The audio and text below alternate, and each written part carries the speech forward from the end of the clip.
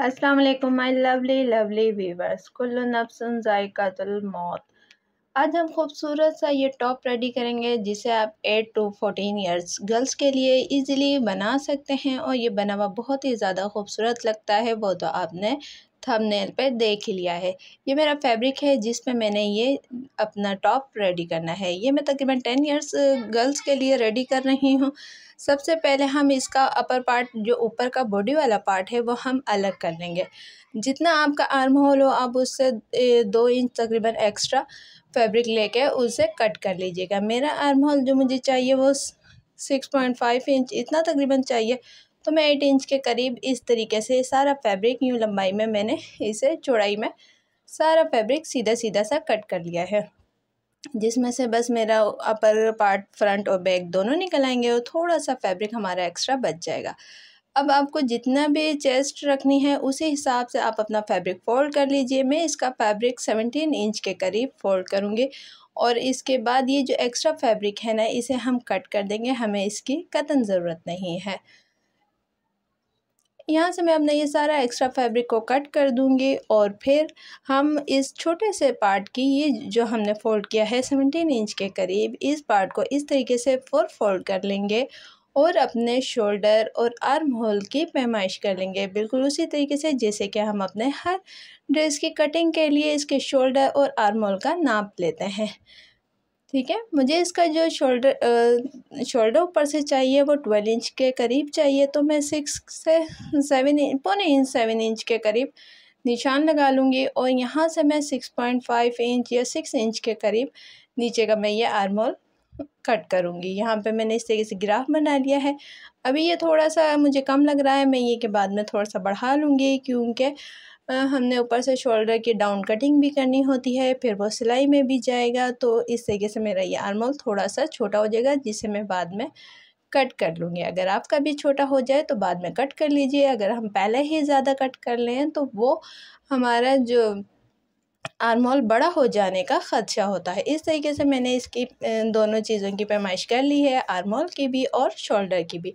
अब मैं फैब्रिक को इस तरह गोल गोल घुमा रही हूँ, क्योंकि कैमरे की वजह से मुझे फैब्रिक को अपने रुख करना पड़ रहा है।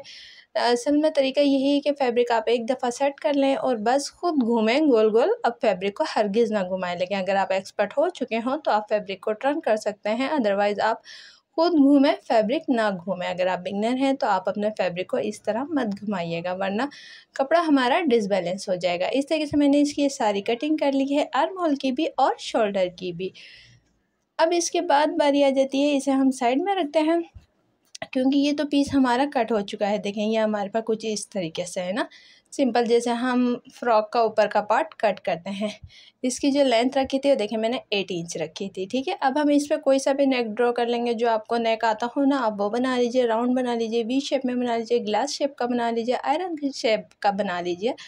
फ्रंट और बैक जो आपको नेक आते हो आप उस तरीके का इजीली बना लीजिए। अब ये हमारे पास बाकी पीस बचा है, इसे हम इस तरीके से फ़ोल्ड कर लेंगे। फ़ोल्ड करने के बाद इसकी लेंथ उतनी ही है जितनी कि मुझे चाहिए, 32 इंच।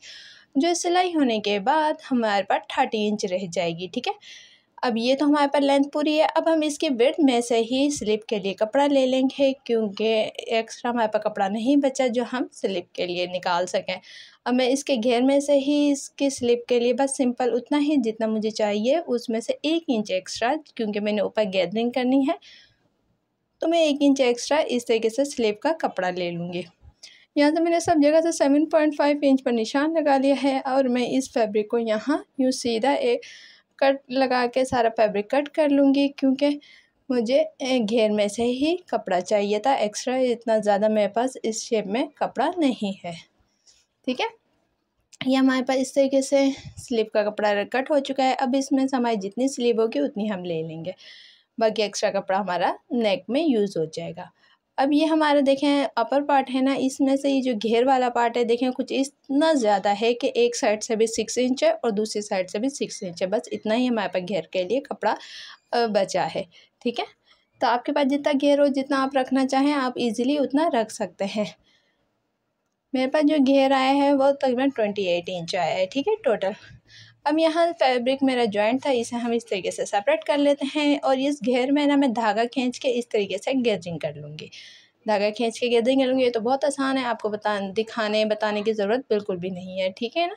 अब ये मेरी स्लीव है, स्लीव की लेंथ जितनी आपको चाहिए आप उसी हिसाब से स्लीव की लेंथ रख लीजिए। सारा फैब्रिक अच्छे से फ़ोल्ड कीजिए, कहीं से छोटा कहीं से बड़ा ना हो जाए। मैंने इसकी स्लीव की लेंथ तकरीबन 18 इंच रखी है, जो थोड़ा बहुत ऊपर नीचे से सिलाई हो जाएगा तो 15 इंच के करीब हमारे पास ये स्लीव रेडी हो जाएगी। अब यहाँ से मैंने फैब्रिक स्लीव का कट कर लिया है और इस तरीके से स्लीव की यूँ कटिंग कर दी है आर्म होल की, ठीक है। आगे से हम इसमें इलास्टिक लगाएंगे, इसलिए आगे से हम कटिंग नहीं करेंगे। इसको मैं इस तरीके से डबल फोल्ड करके यूँ थोड़ा सा चौड़ा फोल्ड करूँगी नेफे टाइप, और बीच में मैं इसके इलास्टिक इंसर्ट कर दूँगी, ठीक है। ये मैंने इलास्टिक वाली स्लीव रेडी करनी है। अब इलास्टिक लगानी है इसमें और हमने घेर में गैदरिंग करनी है, ठीक है। और ये जो हमारे पास पीस बच गए हैं, मैं इनके ऊपर कोई भी नेक ड्रॉ कर लूँगी, बना लूँगी। जो आप बनाना चाहें आप भी कोई सा भी नेक बना सकते हैं, लाजमी नहीं कि जो मैंने बनाया है आप वही बनाएं। अगर आप मेरा वाला बनाना चाहते हैं तो बना लीजिए। देखिए मैंने ये नेक बनाए हैं, बैक नेक पर मैंने इस तरीके से डायमंड शेप बनाई है, बिल्कुल डायमंड की तरह। इसमें मैं चाहूँ तो मूड हुआ तो मैं डोरी लगा लूँगी या फिर मैं हुक का यूज़ कर लूँगी बैक साइड पे, ठीक है।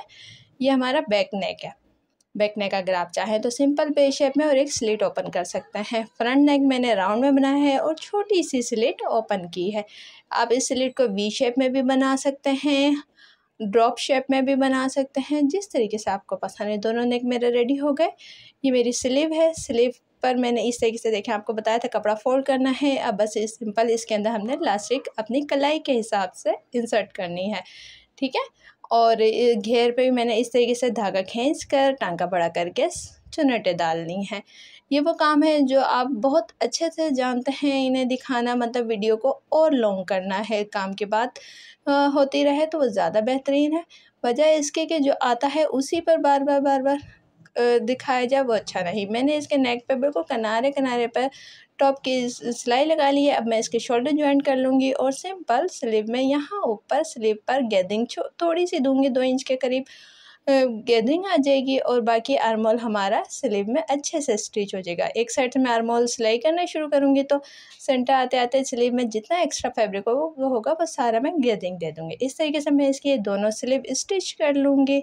स्लीव स्टिच हो जाएगी, फिर इसका ये नीचे वाला पार्ट है अपर लोअर पार्ट, तो हम उसको इस तरीके से जो हमारा घेर है ना, घेर को हम इसकी चुनटें अपने इस टॉप पार्ट के बराबर कर लेंगे और सिंपल एक बूट की सिलाई लगा लेंगे यहाँ पर भी, ठीक है। ये बहुत इजी काम है, अगर आप कहेंगे तो ये चीज़ें भी मैं आपको सिलाई करते हुए दिखा दूँगी। इस तरीके से देखें हमने इसके यहाँ पर स्लीव के टॉप पर इस तरीके से गैदरिंग दे दी है। यहाँ पर हमने आर्म होल भी स्टिच कर लिया है। इसका जो घेर वाला पार्ट है उससे भी हमने फ्रंट और बैक दोनों स्टिच कर लिया। अब रह गई साइड की सिलाई, हम इसकी साइड की सिलाई करेंगे और वो सिलाई हमने नीचे तक, जहाँ तकरीबन हम नीचे 10 से 12 इंच के करीब मैं फैब्रिक छोड़ दूँगी, क्योंकि मैंने इसका घेर थोड़ा सा कम है और बच्चों को अगर बाइक पे बैठना हो तो ये मसला हो जाता है ना इतने कम घेर में।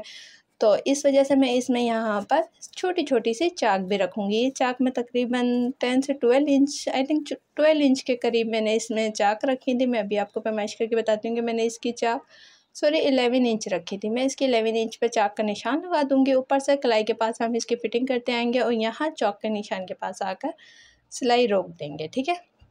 और इसके हम वही नॉर्मल तरीके से चाक फ़ोल्ड करेंगे जैसे कि पहले हम फ़ोल्ड करते थे। जब ये डोरी पाइपिंग नहीं थी उससे पहले हम सादी चाकें फ़ोल्ड करते थे, तो उस तरीके से। अब यहाँ पर हमने इसके इलास्टिक इंसर्ट करनी है। इलास्टिक ले लीजिए और उसे इस तरीके से सेफ्टी पिन लीजिए, उसमें इस तरीके से इसे गुजार लीजिए। अब हम सेफ्टी पिन को इस तरीके से जो हमने छोटा सा नेफा बनाया है इसमें से गुजारेंगे। इलास्टिक आप ज़्यादा टाइट मत लीजिएगा कि मतलब टाइट इतनी ना हो कि आपकी कलाई के पास से खून की रवानी रुक जाए, मुतासिर हो, लकीरें पड़ जाएं इलास्टिक की वजह से। आप इलास्टिक को थोड़ा सा लूज़ रखिएगा। यहाँ से हम अपने ये पिन को बाहर निकाल लेंगे और एक सिलाई यहाँ इलास्टिक के बिल्कुल एंडिंग पॉइंट पर लगा लेंगे यहाँ, और दूसरी यहाँ। इस तरफ से भी सारे इलास्टिक अंदर की तरफ इंसर्ट करेंगे और बस बिल्कुल इसके किनारे पे एक सिलाई लगा देंगे। इस तरीके से हमारी इलास्टिक इसके अंदर अच्छे से सेट हो जाएगी और फिर हम बाद में इसकी सारी चुनटें बराबर कर लेंगे, ठीक है। और फिर इसके बाद हम इसके साइड के सारे फिटिंग करेंगे। पहले हम इलास्टिक गुजार लेंगे और उसके बाद हम इसकी ये सारी फिटिंग कर लेंगे। दोनों स्लिप पर हम इसी तरीके से लास्टिक लगा लेंगे। मैं लास्टिक लगा के आपको दिखाती हूँ कि इसमें लास्टिक लगने के बाद इसमें साइड की फ़िटिंग होने के बाद देखें यहाँ पर मैंने इसमें लास्टिक भी लगा ली है, साइड की फ़िटिंग कर ली है। अब बस सिंपल हमने इसकी चाक इस तरीके से डबल फोल्ड, जितना ये फैब्रिक हमने सिलाई में लिया था ना उतने फैब्रिक को हम ये चाक में इस तरीके से फ़ोल्ड कर लेंगे। बस सिंपल हमने चाक फ़ोल्ड करनी है, कोई पलटा नहीं लगाना, कोई पाइपिंग नहीं लगानी। ये छोटी बच्ची की है तो हमने इसे सोबर लुक ही देना है। इस तरीके से मैं इसके दोनों तरफ से चाके यूँ सिंपल डबल फोल्ड कर लूँगी और इसी तरीके से हम इसके दामन का ये जो घेरा है इसे भी हम इसी तरीके से डबल फोल्ड कर लेंगे। दोनों साइड पूरे चारों तरफ से हम इसको ऐसे ही फोल्ड कर लेंगे, आगे का भी, पीछे का भी और चाक भी। देखिए मेरी दोनों चाक रेडी हो चुकी हैं और इसका दामन भी हमने इसी तरीके से सिंपल बारीक सा फोल्ड कर लिया है। इसमें हमने कोई लेस का यूज़ नहीं किया, कोई जॉइंट लेस नहीं लगाई, बस इसको खूबसूरत सा लुक देने के लिए हमने इसे सिंपल और सोबर ही रखा है। ये मेरी फ़्रॉक की फ़ाइनल लुक है। अगर आपको पसंद आई हो वीडियो, आगे मैंने इसके इस तरीके से लटकन भी लगा लिए हैं। अगर आप ये लटकन की वीडियो देखना चाहें तो इसका लिंक भी मैं डिस्क्रिप्शन में दे दूँगी। देखें कितना ज़बरदस्त है, इसमें कोई भी एक्स्ट्रा आपको सिलाई देखने को नहीं मिल रही। सारी एक्स्ट्रा सिलाई हमने लटकन के अंदर ही छुपा दी है। बैक साइड पे मैंने इसके हुक का यूज़ किया है, फ्रंट पर सिर्फ मैंने इस तरीके से डोरी लगा ली है लटकन के साथ। ये तो बहुत ही सिंपल था, आसान सा था, इसलिए मैंने आपको ना दिखाया और ना इसके बारे में बताया। अगर आपको ये वीडियो पसंद आई हो या आपने वीडियो से कुछ भी नया सीखा है तो प्लीज़ वीडियो को लाइक और शेयर कर दीजिए और अपने खूबसूरत से कमेंट का इज़हार कमेंट सेक्शन में भी दीजिएगा कि आपकी तरफ से खूबसूरत सा छोटा सा इनाम होता है वो मैं उस मेहनत का जो हम आपके लिए करते हैं, वीडियो बनाकर आपके लिए लेकर आते हैं। मिलेंगे जल्द इंशाअल्लाह एक न्यू वीडियो के साथ, तब तक के लिए अल्लाह हाफ़िज़।